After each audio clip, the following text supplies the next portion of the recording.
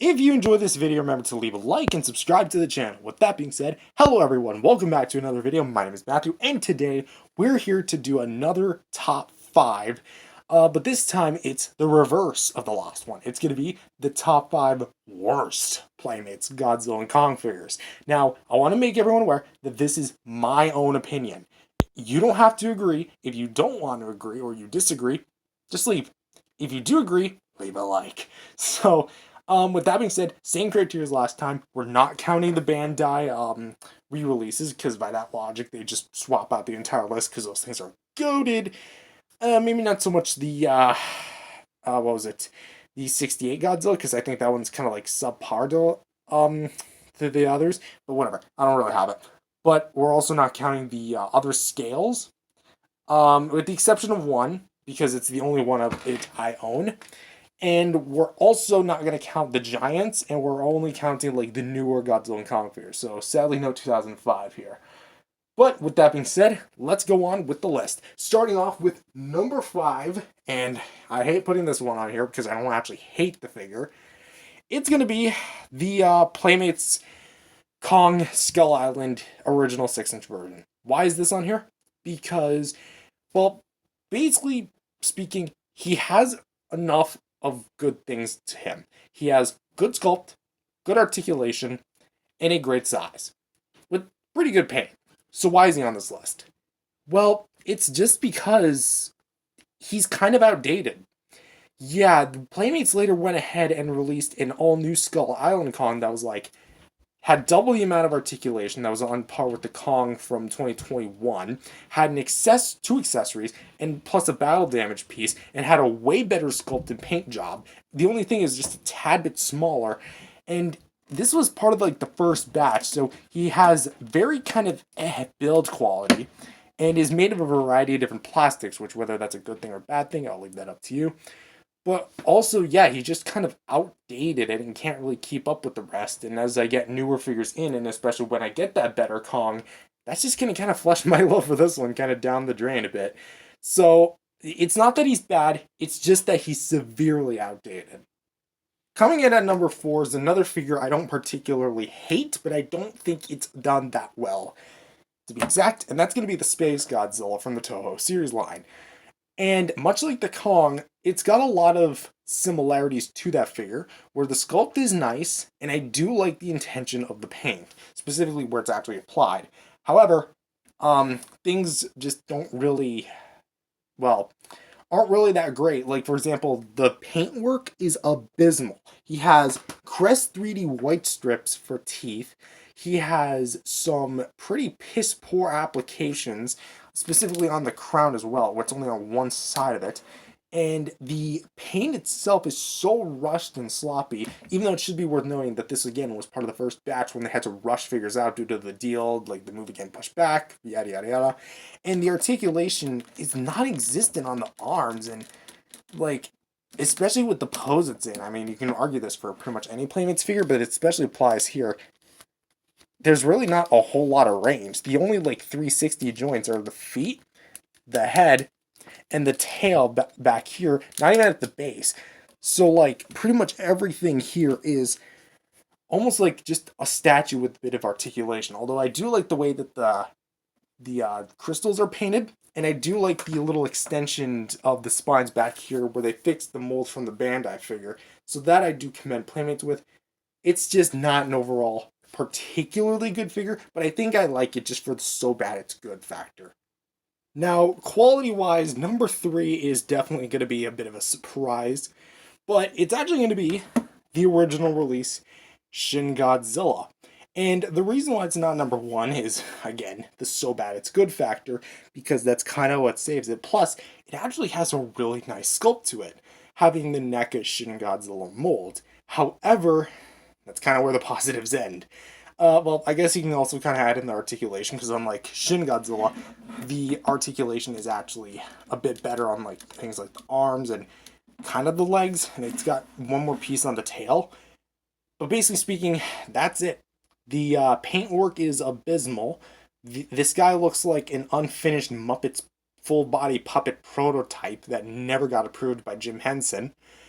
This guy looks like he gargled oatmeal for teeth and slapped in a red thumbtack in his mouth, and all of a sudden it started bleeding, and then out came that monstrosity of a mouth paint. The claw paint is just basic and simple. The red paint, there, and here, and a bit of inconsistent splotches down here. And if I have to mention one thing positive about the paint, it's that the tip of the tail looks actually kind of good. And I almost would have preferred if the whole figure had this red wash to it. But unfortunately, it does not. And even then, I don't really think that would have saved it from the overall crummy design that this thing has as far as like the posture itself, because you have it standing perfectly upright and then it kind of leans forward almost like an alligator. And that honestly just does not look well. Like, again, what is he trying to do here? Trying to munch down on a building? But again, the so bad it's good factor plays in because you look at it head on. Come on, how can you not laugh at that? Now, coming in at number 2, which it's kind of fitting because, well, you're going to understand why.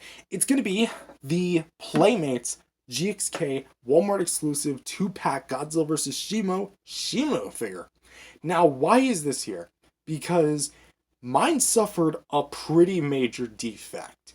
Now, I know that this is just exclusive to me, but again, it's all based on the figures that I have, so I can only judge from my own personal experience. And that is the fact that this thing is literally just the original, just with some...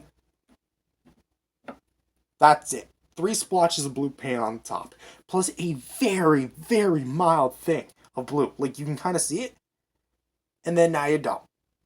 Like, it's on one side of the body, and it's so minute. Like, this thing is lazy. Now, here's the thing. The original, or well, the actually corrected printed one, has, like, blue on the bottom that you can actually see. And overall, the Shimo figure is actually a decent figure.